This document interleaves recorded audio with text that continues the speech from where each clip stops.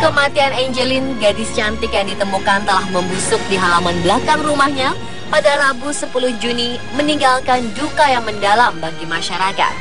Ucapan bela sungkawa pun terus mengalir untuknya. Sebelumnya, gadis malang tersebut dilaporkan hilang pada Sabtu 16 Mei oleh Margaret, ibu angkatnya.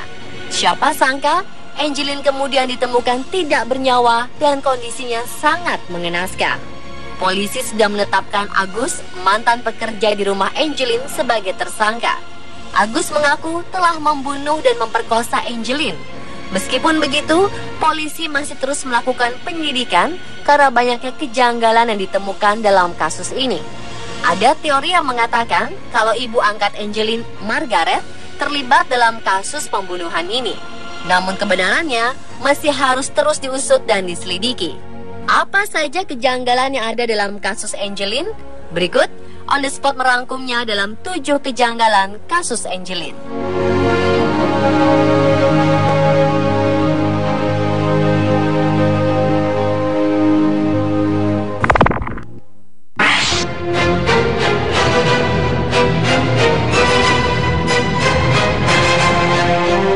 Menurut berita yang dimuat oleh CNN Indonesia, disebutkan kalau kematian Angelin sesungguhnya sudah diperkirakan oleh Siti Sapura, pendamping hukum Pusat Pelayanan Terpadu Pemberdayaan Perempuan dan Anak Denpasar yang sejak awal memantau kasus hilangnya Angelin. Siti mengatakan, anak selalu menjadi korban dari perlakuan orang tua yang seharusnya melindunginya. Sejak awal ia sudah berpikir negatif, Angelin sengaja dihilangkan. Ada sesuatu yang direncanakan rapi. Kejanggalan pertama yang mendasari pikiran buruk Siti itu adalah kenapa keluarga angkat Angelin tidak melaporkan hilangnya anak itu ke polisi lebih dulu sebelum menyebar kabar di media sosial dengan hadiah 40 juta rupiah bagi yang menemukan Angelin. Ketua Komisi Perlindungan Anak Indonesia, Aris Sirait, juga mencurigai hal yang sama. Ia menyebutkan sungguh aneh keluarga tidak langsung melapor ke polisi pada hari pertama hilangnya Angelin. Ia mempertanyakan mengapa keluarga justru membuat pengumuman pada laman akun Facebook berjudul Find Angelin, Bali's Missing Child.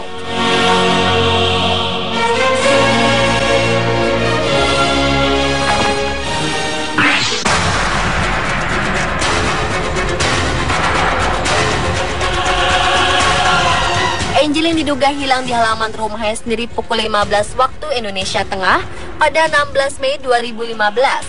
Menurut hasil investigasi Komnas Perlindungan Anak, tetangga rumah yakin Angelin tidak diculik. Hal ini karena pagar rumah Angelin terkunci dan ia tidak terlihat keluar rumah. Siti Sapura juga mengatakan Angelin tidak mungkin hilang di depan rumah. Dia tidak punya akses keluar dari pintu depan. Gerbang kunci dipegang ibu angkat yang bernama Margaret dan tangan kanan ibu angkatnya. Tetangga depan rumah Angelin pun kenal baik dengan Angelin dan mereka pasti tahu jika anak ini keluar rumah. Aktivis yang 20 tahun lebih menangani kasus-kasus kekerasan pada perempuan dan anak itu mengatakan tetangga depan rumah Angelin kenal baik dengan anak itu karena setahun sebelumnya bertugas mengantar jemput Angelin ke sekolah. Namun sejak tahun lalu, keluarga memberhentikan dia dari tugas antar jemput itu dan membiarkan Angelin berjalan sendiri sekitar 3 km ke sekolah.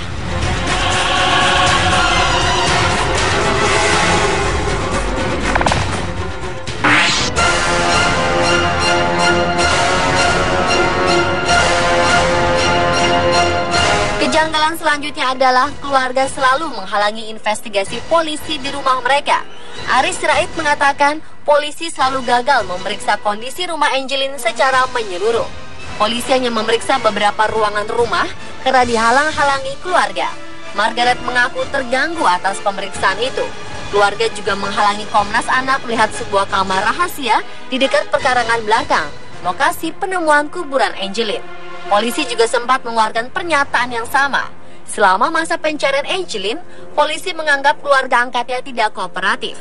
Namun kepolisian beralasan membiarkan sikap tidak kooperatif saat polisi melakukan penyelidikan di rumahnya ini lantaran psikologis seorang ibu yang kehilangan anak. Kapolda Bali Irjen Polisi Roni F. Sompi mengatakan, sejak laporan Margaret pada 16 Mei yang mengaku kehilangan anaknya, sebenarnya polisi langsung melakukan penyisiran di rumah korban Jalan Sedap Malam 26 Denpasar.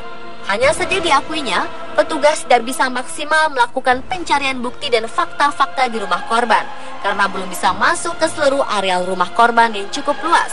Dengan memperhatikan kondisi psikologisnya yang sangat terpukul atas kehilangan Angelin, Margaret meminta agar kesedihannya jangan diganggu. Syukurlah, berkat pendekatan yang baik dan dorongan LSM, akhirnya sikap Margaret melunak dan memberikan kesempatan polisi dalam memaksimalkan pencarian dan pemeriksaan di rumah, hingga akhirnya 3 pekan kemudian jasad bocah manis itu ditemukan.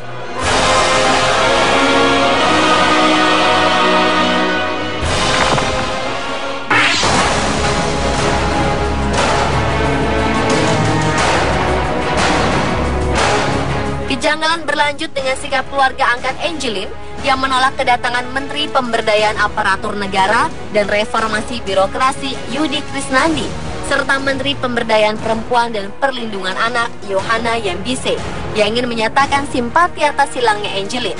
Petugas keamanan melarang Yudi menemui Margaret. Margaret juga mengaku tak berada di rumah saat Yohana mengunjunginya. Tokoh masyarakat di Kelurahan Kasiman, Denpasar mengaku malu akan perlakuan keluarga Angelin terhadap 2 menteri yang ingin menyambangi kediaman bocah kelas 2 SD tersebut. Ketut Sutapa, Kepala Lingkungan Kebonkuri, Kelurahan Kasiman, Kecamatan Denpasar Timur, menyayangkan sikap keluarga Angelin yang enggan menemui kedua menteri, bahkan sempat bermaksud untuk bertindak tegas jika keluarga tidak mau bekerja sama. Saat menyambut kedatangan Menteri Yohana, pihaknya mengerahkan 20 pecalang desa adat untuk mengamankan rumah Angelin. Sebelumnya, ia juga menelpon keluarga supaya rumah mereka dibuka, mengingat akan ada tamu negara yang datang.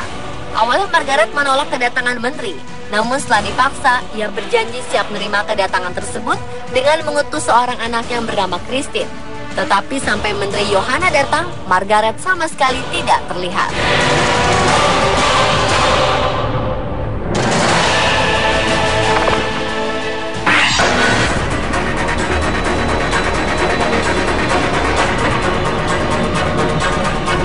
Komnas Perlindungan Anak menemukan rumah Angelin tak layak huni. Menurut Aris, kondisi rumah sangat berantakan dan bau kotoran hewan.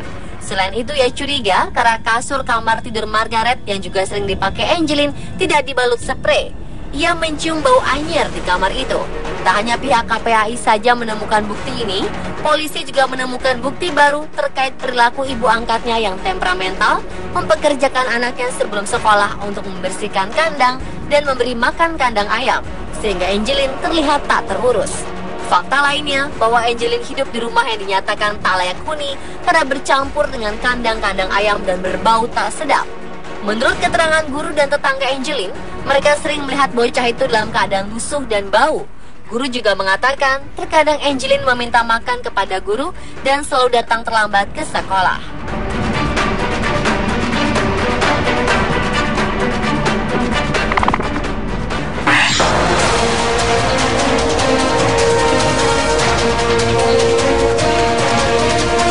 Agus, bekas pekerja di rumah Angelin, menjadi tersangka tunggal dalam kasus pembunuhan bocah berusia 8 tahun tersebut. Agus dijerat pasal 35 Undang-Undang Perlindungan Anak Jungto pasal 80 ayat 3 KUHP. Kapolresta Denpasar, Komisaris Besar Anak Agung Made Sudana, Rabu 10 Juni 2015 lalu menuturkan Angelin tewas dihantam benda tumpul. Peristiwa keji itu terjadi pada 16 Mei 2015 malam hari sekitar pukul 20 waktu Indonesia Tengah. Angelin dibunuh di lantai 2 rumah ibu angkatnya saat kondisi rumah dalam keadaan sepi. Meski demikian, Margaret, ibu angkat Angelin, tengah di dalam rumah saat kejadian. Anehnya, saat diperiksa polisi, Margaret mengaku tak tahu kejadian pembunuhan anak angkatnya tersebut. Ia mengaku tak pernah keluar dan terus berada di dalam kamar.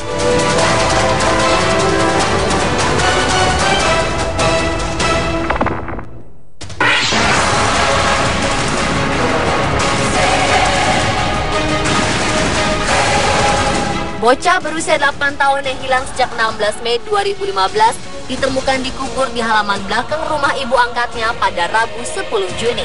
Dalam kasus pembunuhan tersebut, Margaret dan dua kakak angkat Angelin diperiksa polisi, dan mantan bekerja di rumah ibu angkatnya Agus ditetapkan sebagai tersangka. Margaret juga dites kejiwaan oleh psikiater yang ditunjuk Polresta Denpasar, yaitu Leli Setiawati pada Kamis 11 Juni lalu. Hasilnya, Margaret merupakan psikopat, seseorang yang karena kelainan jiwa menunjukkan perilaku yang menyimpang seperti yang dimuat oleh Detik.com. Hal ini mungkin menjelaskan hasil otopsi pada bocah cantik berusia 8 tahun itu ditemukan banyak luka lebam di daerah pinggang ke bawah.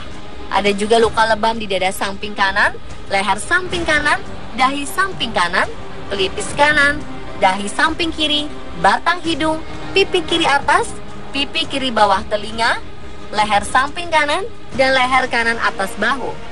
Kepala Instalasi Forensik RSUP Sanglah Denpasar, Dr. Dudut Rustaya di SPS, juga menyatakan adanya bekas jeratan tali di leher Angelin. Dalam kamar Margaret juga ditemukan darah yang hingga kini masih diperiksa asalnya.